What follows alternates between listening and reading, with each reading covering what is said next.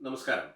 എറണാകുളം അങ്കമാലി അതിരൂപതയിലെ ഏതാനും അച്ഛന്മാർക്ക് അധികാര കസേര കിട്ടാനായി കുർബാനയെ ബലി കഴിച്ചതിനെയാണ് ഒത്തുതീർപ്പ് എന്ന പേരിട്ട് വിളിച്ച് കുർബാന തർക്കികൾ കാർക്കിച്ചു നടക്കുന്നത്. കുറച്ചുപേർക്ക് അധികാര സ്ഥാനങ്ങൾ കിട്ടാനുള്ള പേക്കൂത്താണ് ഇതേവരെ നടത്തിയതെങ്കിൽ അത് നേരത്തെ പറഞ്ഞാൽ മതിയായിരുന്നു. അതിനു പകരം കുറെ അച്ഛന്മാരും അവരുടെ ഏതാനും ഉണ്ണിയപ്പം തീനികളും കൂടി എന്തിനാണ് എട്ടും പൊട്ടും തിരിയാത്ത കുഞ്ഞുങ്ങളെ ഉൾപ്പെടെ തെരുവിലിറക്കി സ്വന്തം അധികാരികളെ മുച്ചൂടും തെറി വിളിച്ചത്.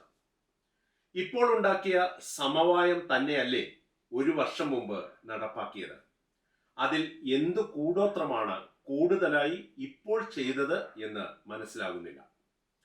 അന്നത്തെ തീരുമാനത്തിൽ നിന്ന് പിന്നോട്ട് പോകാനുള്ള ഏക കാരണം നിങ്ങളുടെ കൂട്ടത്തിൽ നിന്ന് മെത്രാന്മാരെ ചീത്ത പറഞ്ഞവർക്കെല്ലാം കസേര ഉറപ്പിക്കാനായില്ല എന്നത് മാത്രമായിരുന്നു എന്ന് വ്യക്തം. സ്വന്തം പിടിവാശികൾക്കായി ഫ്രാൻസിസ് മാർപ്പാപ്പയെ വരെ ഭള്ളു പറഞ്ഞവർ, മാർപ്പാപ്പ എന്ന് വിളിച്ച് അപഹസിച്ചവർ ഇപ്പോൾ കാട്ടുന്ന ആദരവ് കാണുമ്പോൾ അറപ്പ് തോന്നുന്നു. സഭയോടും പോപ്പിനോടും അത്രയ്ക്ക് ബഹുമാനമുണ്ടെങ്കിൽ സഭയുടെ തെറ്റുകളിൽ മാപ്പ് പറഞ്ഞ മാർപ്പാപ്പമാരുടെ മാതൃക നിങ്ങളും ഒന്ന് കാട്ടിത്തരിക.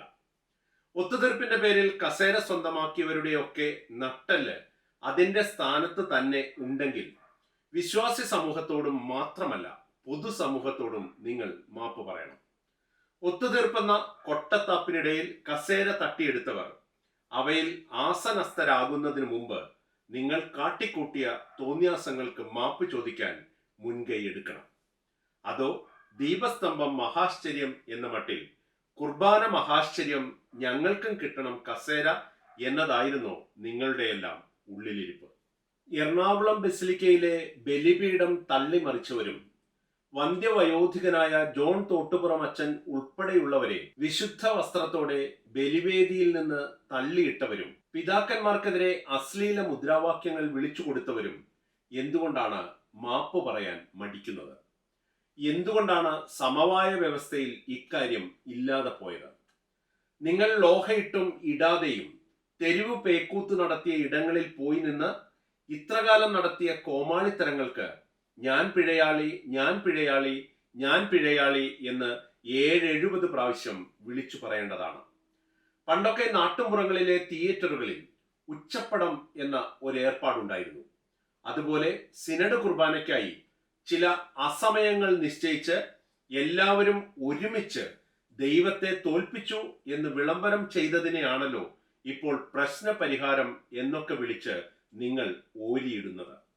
ഇതിൽ എന്തുതരം ദൈവീകതയാണ് നിങ്ങൾ കാണുന്നത്? പള്ളികളിൽ നിലവിലുള്ള ഏതെങ്കിലും കുർബാന സിനഡ് കുർബാനയാക്കാനുള്ള ആർജവം നിങ്ങൾക്കില്ലാതെ പോയത് എന്തുകൊണ്ടാണ്? അങ്ങനെ ഒരു കാര്യം ഉറപ്പാക്കാൻ എന്തുകൊണ്ടാണ് ഇപ്പറയുന്ന ബിഷപ്പുമാർക്ക് ചങ്കൂറ്റം ഇല്ലാതെ പോയത്? മാർത്തോമാ സഭയിലെ വലിയ മെത്രാപ്പോലീത്തയായിരുന്ന മാർ ക്രിസോസ്റ്റം തിരുമേനി ബിഷപ്പിന് നൽകിയ ഒരു നിർവചനമുണ്ട്.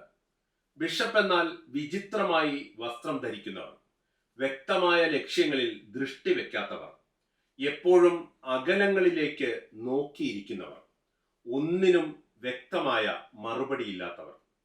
കുർബാന തർക്കത്തിൽ തട്ടിലും താഴത്തും ദൂരത്തു നിന്ന് ഒത്തുതീർപ്പുണ്ടാക്കിയ ബിഷപ്പുമാരെയും ബിഷപ്പാകാൻ കുപ്പായം തയ്പ്പിച്ച് നടക്കുന്ന വിമത വിശുദ്ധന്മാരെയും കുറിച്ച് ആലോചിക്കുമ്പോൾ ഇതിൽ പരം യോജിച്ചൊരു നിർവചനം ആർക്ക് കണ്ടെത്താനാകും? ഈശ്വരനൊരിക്കൽ വിരുന്നിനു പോയി രാജകൊട്ടാരത്തിൽ വിളിക്കാതെ, ഒരു പിടിച്ചോറിനായി യാചിച്ചു ദൈവം, ചിരികൾ ഉയർന്നു സദസ്സിൽ, ചിരികൾ ഉയർന്നു സദസ്സിൽ.